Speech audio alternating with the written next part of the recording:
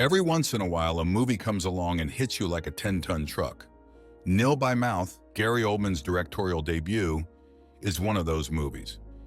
A symphony of raw emotion and unfiltered reality, it unravels the layers of human experience and explores the depths of pain, addiction, and fractured relationships.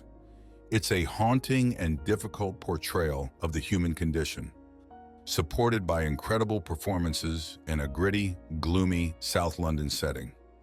This is a love letter to Gary Oldman's Nil by Mouth.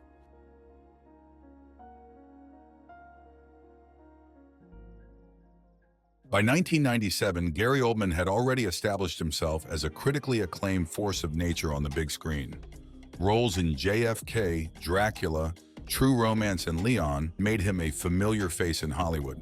Roger Ebert describing him as a gifted actor able to reinvent himself for every role. My next choice is Gary Oldman, who I and just about everybody else thinks is one of the best new actors out of England in years. And Oldman would continue this reinvention.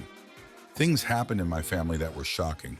I needed to tell my own story, writing whenever I could, with an urge to get behind the camera. And it was his role in Leon that allowed Oldman to meet director Luc Besson. Unable to raise money for Nil by Mouth, Besson agreed to finance nearly half of the movie. The remaining half would come from Oldman himself. I'd made a little money, so I thought I would buy myself a moving picture. With financing secured and an agreement to star in Luc Besson's upcoming sci-fi opera The Fifth Element, Gary Oldman set about assembling a cast for his writing and directorial debut. Well, we got the wonderful Ray Winston. By the time he'd first met with Oldman, Ray Winston was a 20-year veteran of the stage and screen. A number of smaller television roles had followed an explosive start to his career, starring in the likes of Quadrophenia and Alan Clark's infamous Scum, cast for the role as the director liked his cocky, aggressive boxer's walk. This hard-man persona would follow him for much of his career. On receiving the call to play the leading man in this new project, Winston was elated. What a compliment that was, he said, coming from someone like Gary Oldman. And the decision to cast Winston as the character Ray would prove to be a masterstroke. And this talent for casting continued. Prior to being chosen for the role as Val, Kathy Burke was a hugely popular face on British TV screens, with an award-winning role in Mr. Rowe's Virgins and appearances in hits like Absolutely Fabulous and Murder Most Horrid. No, mate, I don't even get out of bed and piss for that kind of money.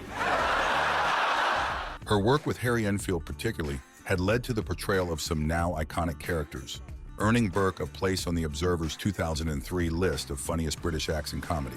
I like your dress, Mrs. Patterson, is it good? But Burke and Oldman went way back, starring alongside one another in 1986's Sid and Nancy. Her role of Val, however, would go on to bring Kathy Burke international acclaim. Not to be outdone, the supporting cast featured some exceptional talent. Jimie Foreman, much like his leading co-stars, was an experienced actor upon taking the role of Mark, the anecdote-spinning confidant of Winston's Ray. And Foreman was no stranger to the grim violence of criminal life in London. His father, Freddie Foreman, was a close gangland affiliate of the notorious Kray twins, known for terrorizing London in the 50s and 60s. But a casting closer to home, Layla Morse plays Val's mother, Janet, and his real-life older sister to director Gary Oldman. This would mark Morse's professional acting debut at the age of 51. And last but not least, we have Charlie CreedMiles as Billy, the troubled brother of Val. Having had a number of roles across British TV and film, including an impressive performance in 1995's The Young Poisoner's Handbook, Oldman was able to give the young actor an extended and exceptionally challenging role in Nil by Mouth. I saw Charlie at Anna Scher. I thought he was absolutely wonderful, and he ended up being in the film. The two would also star alongside one another the same year, with CreedMiles portraying the wonderfully innocent David in Besson's The Fifth Element. So how does this ensemble come together? One of the recurring comments on Nil by Mouth is that there isn't too much of a traditional beginning, middle, and end plot. We're to think of it more of a snapshot of life for these characters, a living, breathing portrait. That being said, there are critical events within the film that propel us forward, and we'll look a little closer now at how these pan out. The movie begins with a gathering of our main cast, Ray, Val, her mother Janet, and Mark. And in these first few moments of the movie, we're made aware of a few things. Firstly, that Ray is an imposing figure. From his stance and mannerisms at the bar ordering drinks, to a moment when his table appears to be accidentally knocked by another patron. All of a sudden I'm stacked. Sorry, mate. All right, mate. Wants to sit in me fucking lap, doesn't he? The reaction of both Mark and particularly Ray to this perceived infraction demonstrates to us that aggression and eventually violence are at the root of their day-to-day lives. We as an audience will be reminded of this time and time again as the movie continues. Secondly, in a brief, hushed exchange with Billy, we learn of a collective involvement in some unspecified illegal activity, and Billy is promised money for some work. More importantly, we learn of Billy's issues with substance abuse, with Ray reminding him to stay clean. Still on for Sunday? Yeah, sweet. Yeah, because it's important. He's a mate. I can't be fucked about. He's a nice little learner, Bill. Right. And you in your whack?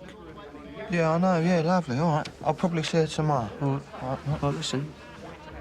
Stay off that gear. right. Because this is important. There's a nice few quid involved there. And thirdly, we're given a glimpse into the relationship between Ray and Val and see our first hints that not all is well between the two. This relationship, more than any other, is at the very heart of Nil by Mouth. This opening 11 minutes of the movie provide the framing around this family portrait, the details of which are yet to come. Stay tuned for part 2.